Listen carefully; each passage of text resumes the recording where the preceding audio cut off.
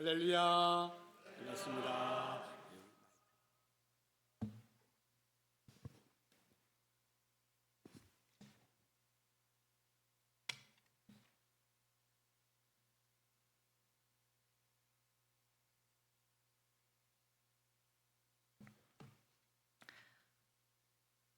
사랑하는 동북교회 성도 여러분, 반갑습니다. 이렇게 다시 만나 뵙게 돼서 기쁘고 또 감사한 마음입니다. 특별히 오늘 이 강단에 서서 여러분과 함께 하나님의 말씀을 나눌 수 있도록 배려해 주신 것도 너무 감사합니다. 저는 우리 동북교회 올 때마다 드리는 말씀인 것 같은데 저도 모르게 고향집에 온 것 같은 그런 마음이 포근해지는 것을 느낍니다. 사실 제가 동북교회를 떠난 지도 아주 오래 됐는데요. 늘 똑같은 마음으로 기도해 주시고 또 때로는 염려해 주시고 또 그리고 저희 사역을 위해서 함께 해 주셔서 참 감사할 따름입니다. 말씀을 나누기에 앞서서 저희 부부가 함께 섬기고 있는 사역을 잠깐 소개하려고 합니다. 저는 프랑스 남부 지역에 있는 몽펠리에라는 도시의 몽펠리에 예사랑교회라는 교회를 섬기고 있습니다. 지도에서 보시는 것처럼 몽펠리에는 프랑스 남부에 위치한 도시입니다. 파리에서 떼제베를 타면은 한 3시간 반 정도, 승용차를 운전해서 내려가면 한 8시간 정도 내려가야 하는 거리죠. 바로 아래 보이는 바다가 지중해입니다. 몽펠리시에 거주하는 한인들은 정확한 통계는 알 수는 없지만 약 한 100명에서 150명 정도로 추산이 되고요. 유학생들은 역시 정확한 숫자를 파악할 수는 없지만 비슷한 숫자, 거기 거주민하고 비슷한 숫자가 살고 있지 않나 이렇게 추정을 합니다. 저희 부부가 섬기고 있는 몽펠리에 예사랑 교회는 한인 가정과 유학생들 그리고 약간의 프랑스 현지인들로 구성되어 있습니다. 지난 1월부터 4월까지 1사분기 출석하신 분들의 통계를 한번 조사를 해보니까 매주 한 50명 정도가 출석하는 것 같습니다. 저희 교회 특징은 가족 같은 교회라는 것이죠. 그래서 친가족처럼, 피를 나눈 가족처럼 서로 사랑하고 서로 섬기고 서로 돌보고 하는 그런 교회입니다. 이제 보실 사진은 작년 여름 성야학교 때 모습인데요. 어린이 숫자는 아주 적지만 온 교회가 온 힘을 다해서 아이들의 신앙 교육을 하고 있습니다. 저희는 프랑스 교회하고도 좋은 관계를 맺고 있습니다. 우리가 사용하는 예배당이 프랑스교회 예배당인데 프랑스 교회와 함께 연합 예배도 드리고 또 함께 협력할 일이 있으면 같이 협력하면서 서로 아주 좋은 관계로 사역을 감당하고 있습니다. 다음 사진은 작년 남프랑스 세계 교회가 연합으로 수련회를 했던 장면입니다. 저희 교회가 준비를 하면서 다른 2개 교회를 초대해서 같이 한 100여 명 넘는 인원이 함께 모여서 말씀을 나누고 같이 기도하고 했던 시간들이 참 은혜로운 시간들이 있었습니다. 이런 은혜로운 교회 모습과 활발한 그 사랑의 섬김들이 이제는 한인 사회를 향해서 조금씩 확대되어 나가고 있습니다. 그래서 한인들이 소풍 갈 때 교회가 주도적으로 섬기면서 어떻게 하면 한인들이 하나로 모일 수 있을까, 서로 사랑할 수 있을까, 서로 의지하고 지낼 수 있을까, 좀 그런 차원에서 한인들을 섬기고 또 설날 같은 그런 때는 교민들을 교회로 초대해서 같이 외롭지 않도록 교민들, 유학생들을 초대해서 같이 식사도 하고 리크레이션도 하고 서로 격려의 말도 하고 이렇게 하고 있습니다. 교회 나오지 않는 한인분들이 교회가 있어서 너무 감사합니다. 교회가 우리 한인 사회에 너무 귀한 일들을 해주셔서 저희는 너무 감사합니다. 그렇게 말씀하시는데 아직 교회는 안 나오고 계신 그런 분들도 계십니다. 저나 제 아내는 저희 교회 재직들과 함께 이렇게 섬기는 것을 교회 사명이라고 늘 생각합니다.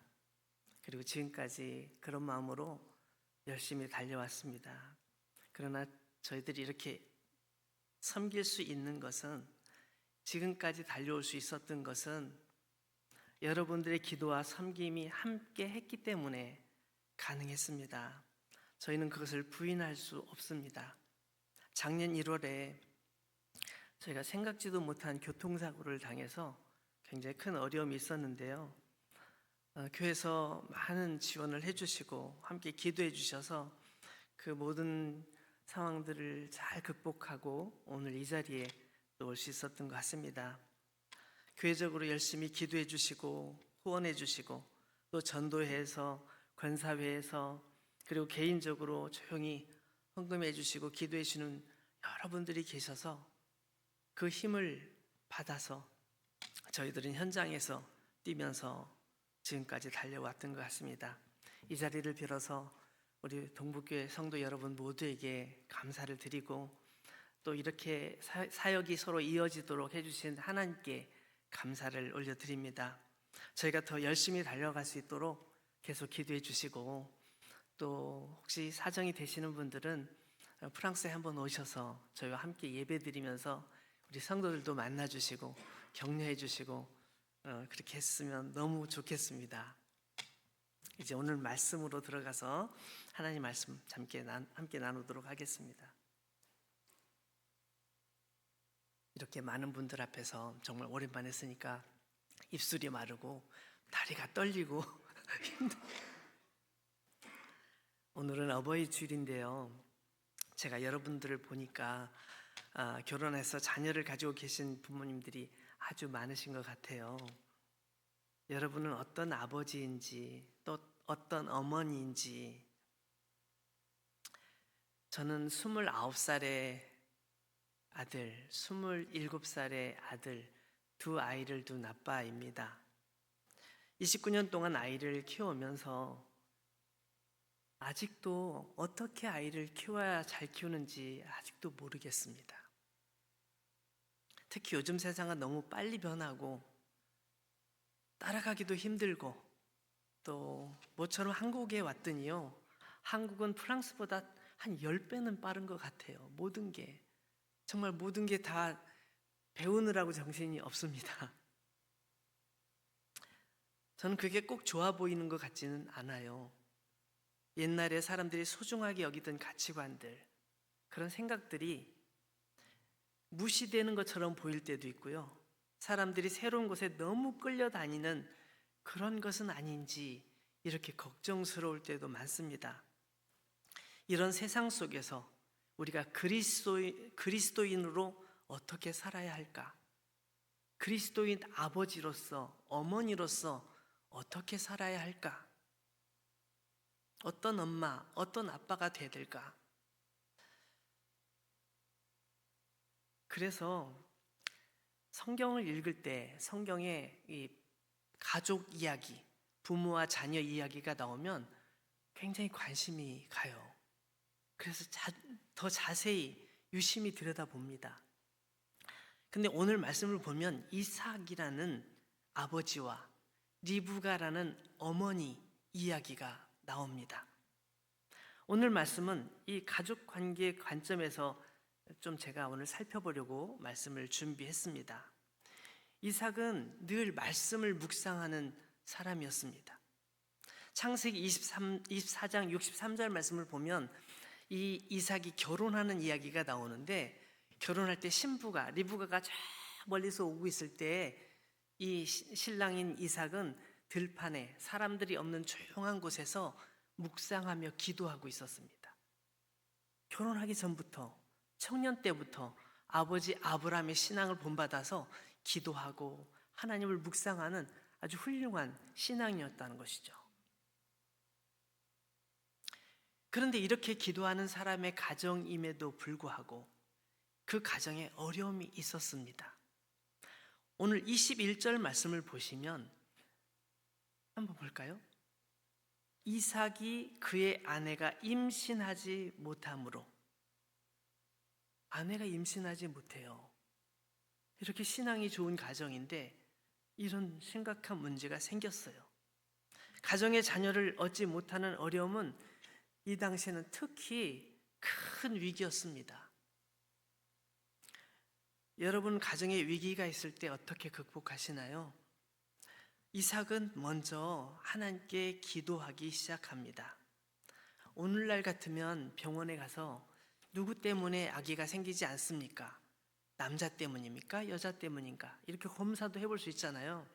이 당시엔 그런 할 능력이 없었어요. 보통은 대부분 여자가 문제라고 생각했습니다.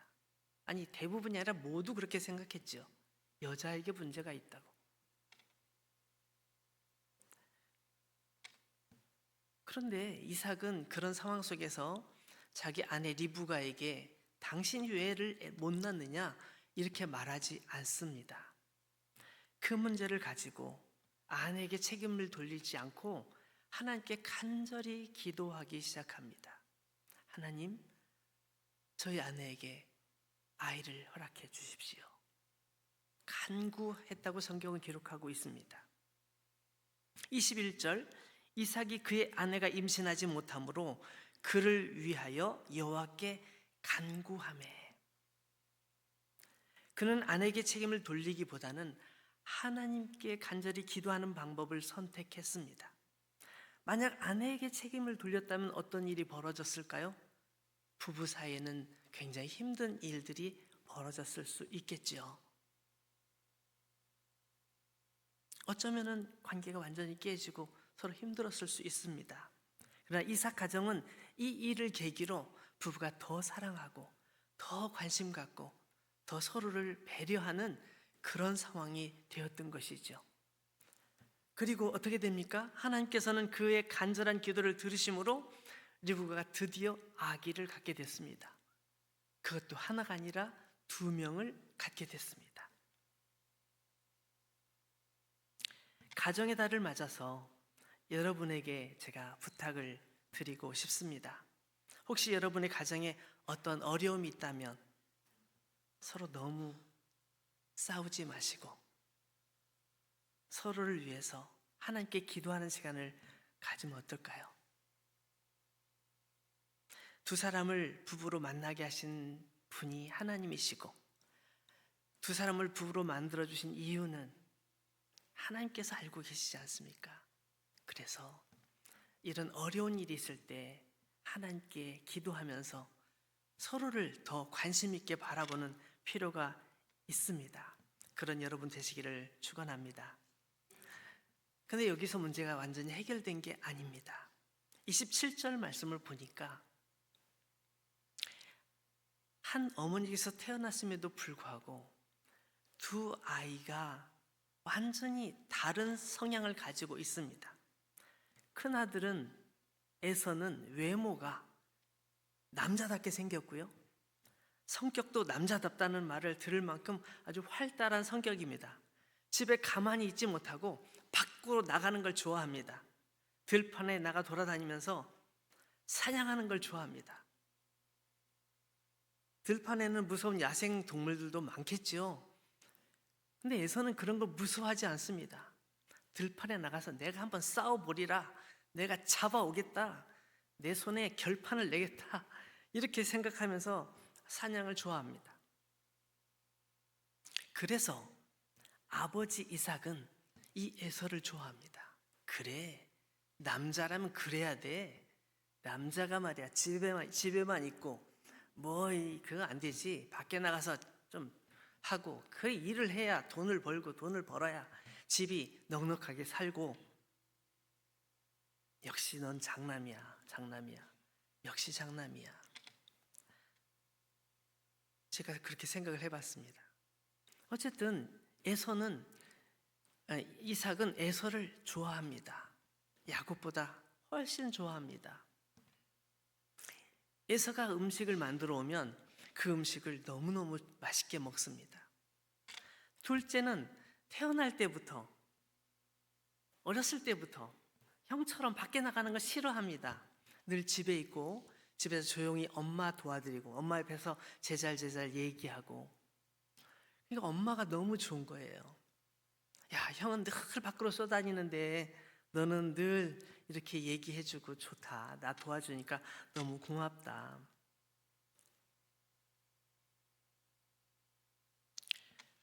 여러분, 자녀들을 키워보셔서 아시겠지만 자녀가 2명이면 2명이 성격이 다르고 좋아하는 것도 다르고 성향이 다르잖아요.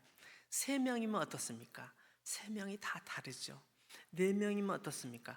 다 달라요. 다 달라요. 왜 그럴까요? 하나님께서 그렇게 만들어 주셨기 때문이죠. 각각 개성 있도록, 각각 좋아하는 것도 다르고 각각 관심 있는 것도 다르고 열정 있는 것도 다르고 잘하는 것도 다르고. 그런 안타깝게도 이 아빠 엄마는 그걸 잘 캐치하지 못한 것 같습니다. 믿음의 눈으로 하나님의 마음으로 자녀를 양육하는 것이 아니고 감정으로 좋아하니까 그냥 좋아하는 것이죠. 여러분, 아이들이 그것을 모를까요? 잘 알죠. 하지 않아도 잘 알 겁니다. 아이들의 감정이 어떨까요? 에베소서 6장 4절 말씀에 보면 이런 말씀이 있더라고요. 또 아비들아 너희 자녀를 노엽게 하지 말고. 이 말씀을 창세기에 있는 이삭의 가정으로 가지고 와서 생각을 한번 해보시면 어떨까요? 여기서 자녀를 노엽게 한다는 것은 단순히 화를 내게 만든다는 그런 의미만은 아닙니다. 부모가 잘못된 태도로 자녀를 대함으로 인해서 자녀들의 마음속에 상처가 생기고 분노가 가라앉지 않고 열등감이나 또 경쟁심, 불신과 왜곡, 그런 욕망들이 속에서 막 자라나는 것을 의미합니다. 부모의 편애와 편견, 비교, 불공평한 것들이 자녀들의 영혼을 흔드는 것입니다. 하나님께서 사랑해서 주신 자녀인데, 분명히 하나님께서 주신 자녀인데 엄마 아빠가 말실수를 통해서, 엄마 아빠가 대하는 태도를 통해서 아이들의 마음은 상처를 입고 속으로 분노가 쌓여가고 힘들어하고 마음이 삐뚤어져 가는 것이죠. 이삭과 리브가의 문제는 그 문제였습니다. 28절 말씀을 한번 우리 볼까요? 이삭은 에서가 사냥한 고기를 좋아하므로 그를 사랑하고 리브가는 야곱을 사랑하였더라. 이 한 구절이 이 가정의 가장 큰 비극의 시작점이었습니다. 부모가 서로 다른 자녀를 편애하니까 자녀들은 서로 경쟁합니다. 잘 보이려고, 엄마에게 잘 보이고 싶어서, 아빠에게 잘 보이고 싶어서. 그러면서 가정이 분열되기 시작합니다. 부모의 편애가 자녀를 노엽게 만듭니다. 그리고 그것은 하나님께서 개입하실 때까지 그들을 원수처럼 만들어 놓습니다. 여러분, 동생 야곱은 태어날 때부터, 어릴 때부터 기질이, 엄마 뱃속에 있을 때부터 경쟁심이 많은 아이였습니다. 지고는 못 배깁니다. 태어날 때 형의 발 뒤꿈치를 잡고 태어날 만큼 그는 그렇게 경쟁심이 강했습니다. 그런 그의 성격은 다듬어지지 못하고 부모의 영향으로 더욱 형과 경쟁심을 갖게 되고요. 거기다 엄마는 그런 동생을 잘한다, 내가 도와줄게, 이렇게도 해봐, 저렇게도 해봐 얘기를 하는 거죠.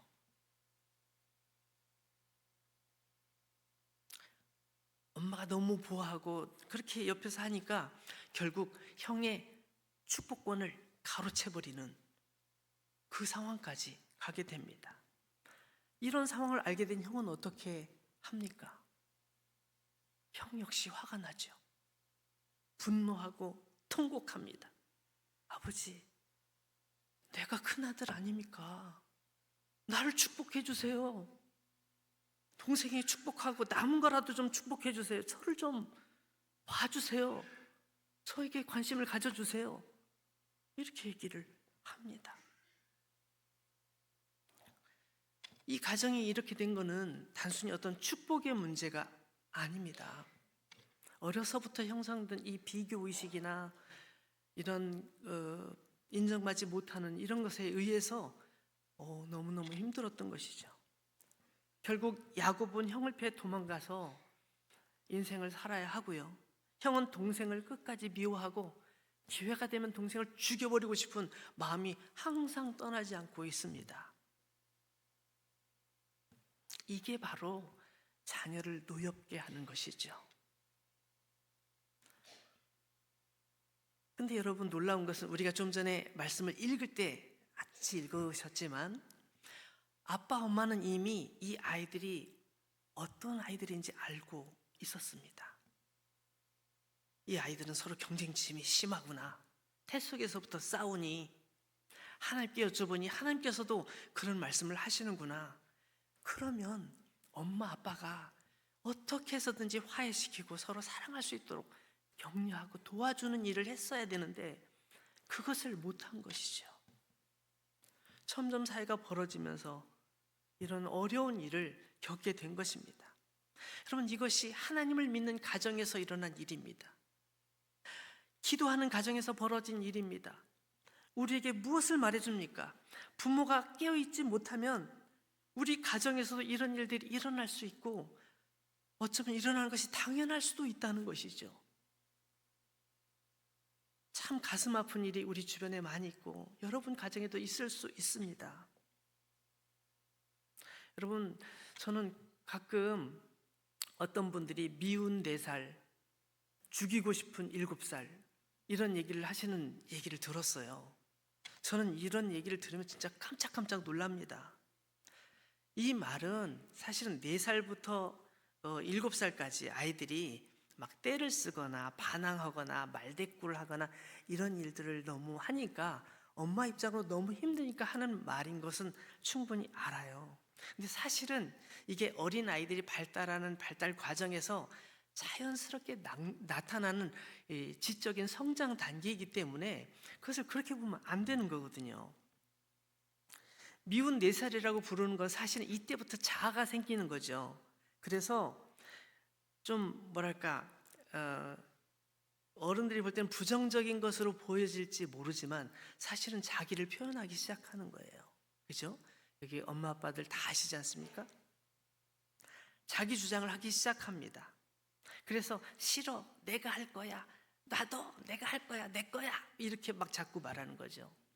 7살이 되면 말대꾸를 자꾸 하고 자꾸 엄마 말에 끼어들고 아빠 말에 끼어들죠. 왜 그렇죠? 그게 죽이고 싶은 7살이 아니라 사실 그때부터 논리력이 생기는 거예요. 몸이 자라듯이 마음이 자라고 지혜가 자라고 있는 거죠. 모든 게 궁금한 거예요. 내가 생각하면 이렇게 하면 좋을 것 같은데 이렇게 하고 그런 것에 대한 질문을 던지는 거거든요. 그런데 이것도 모르고 아이들을 부정적으로 바라본다면 아이들이 어떻게 생각하겠어요? 어떻게 받아들이겠습니까? 이런 아이들을 미운 존재, 죽이고 싶은 존재로 말하는 건 정말 끔찍하게 잘못하는 거죠. 마치 이삭과 리브가가 아이들을 잘못 키운 것처럼 그런 거죠. 우리가 조금 전에 읽었던 에베소서 6장 4절 말씀을 다시 한번 보면요, 바울은 단지 자녀들이 노엽지 않게 하라 정도에서 멈추지 않고 그 다음 말씀이 있죠. 뭐예요? 또 아비들아, 너희 자녀를 노엽게 하지 말고 오직 주의 교양과 훈계로 양육하라. 저는 예수님께서 하신 말씀을 읽을 때마다 예수님처럼 훌륭한 분이 진짜 이 세상에 있을까? 이런 생각을 해요. 특히 교육학적으로. 여러분, 마태복음 13장에 보면 천국에 대한 이야기가 나오는데 7가지 예화가 나오죠. 천국은 이런 곳이야 라고 말씀하시고 딱 끝나는 것이 아니라 재미있는 이야기를 통해서 이렇게도 말씀하시고 이렇게도 말씀하시고 또 저렇게도 말씀하시고 저렇게도 말씀하셔서 천국이 그런 곳이구나 를 어린 아이부터 어른까지 모두가 다 알 수 있도록 계속 설명하십니다. 내가 얘기했잖아. 그것도 몰라? 이해 아직도 못해? 그렇게 머리가 나빠? 이렇게 말씀하신 적이 단 한 번도 없으십니다. 또 설명하시고 또 설명하시고 마태복음 13장만 7번이지 다른 곳에도 많이 설명을 하고 계십니다. 예수님은 항상 말씀하실 때 부드럽게 알아들을 만큼 지속적으로 반복해서 설명을 하고 계셨습니다. 마태복음 11장 29절 말씀 보니까 예수님께서 직접 하신 말씀이 있어요.